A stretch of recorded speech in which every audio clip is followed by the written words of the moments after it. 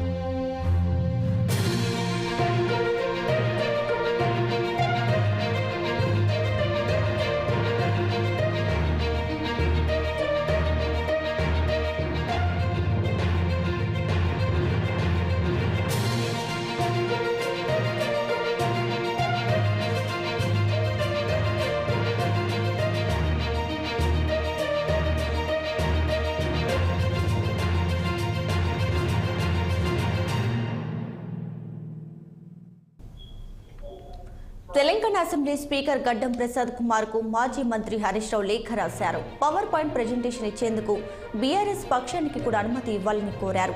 ఆర్థిక, సాగునీటి, విద్యుత్ అంశాలపై ప్రభుత్వం పవర్ పాయింట్ ప్రెజెంటేషన్ ఇస్తే తాము కూడా సభ ద్వారా ప్రజలకు ఒక క్లారిటీ ఇవ్వాల్సిన అవసరం ఉందన్నారు హరీష్ రావు. తమకు అవకాశం ఇస్తే అప్పులే కాదు అభివృద్ధిపై కూడా వివరణ ఇస్తామన్నారు. ఈ నేపథ్యంలో రేపటి నుంచి జరిగే శాసనసభ సమావేశాలు హాట్ గా సాగనున్నట్లు తెలుస్తుంది.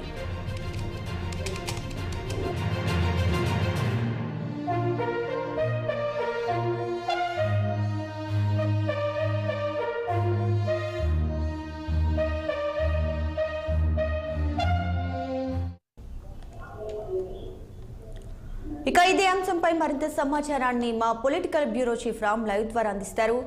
చెప్పండి Ram, BRS power point presentation కి అయితే అవకాశం ఇవ్వాలని మాజీ మంత్రి హరీష్ రావు కోరిన నేపథ్యంలో రేపటి అసెంబ్లీ సమావేశాలు ఎలా కొనసాగనున్నాయి?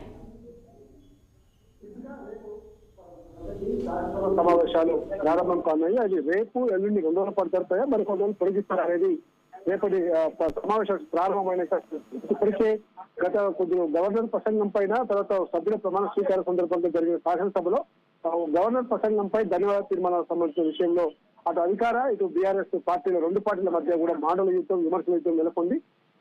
మేము బీఆర్ఎస్ ప్రభుత్వం గత 9 సంవత్సరాల పాటు రాష్ట్రాన్ని అప్పుల ఊపిలోకి ఎలా నెట్టుకుపోయింది, ముఖ్యంగా విద్యుత్తు, ఇరిగేషన్ సంబంధించిన విషయాల్లో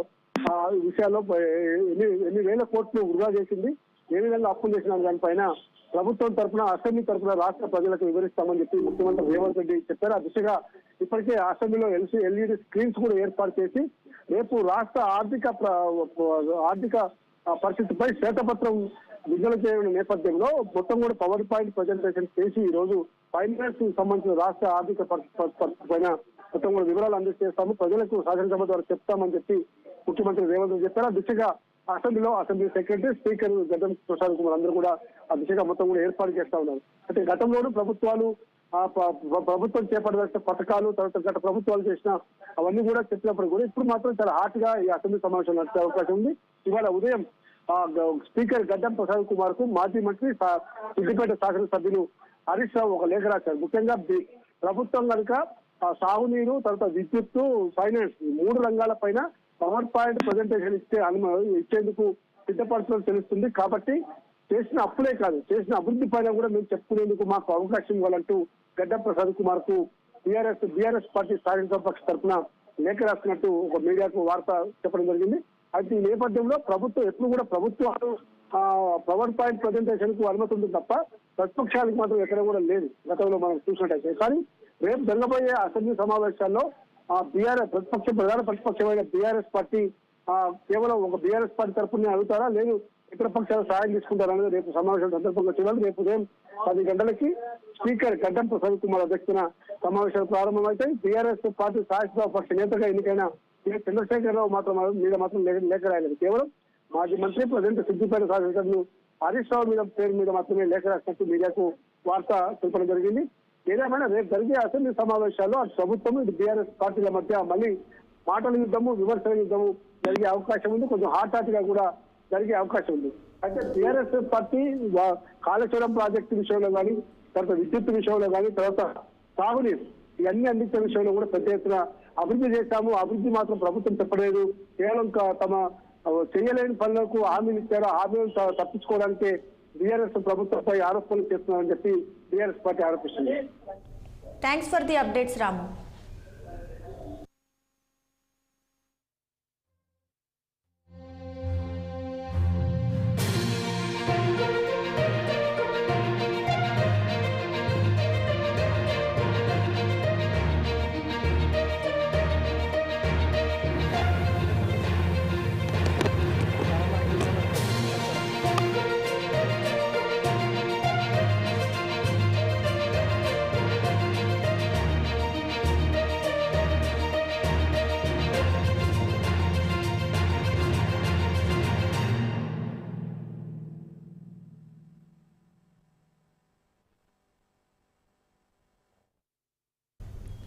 జూనియర్ డాక్టర్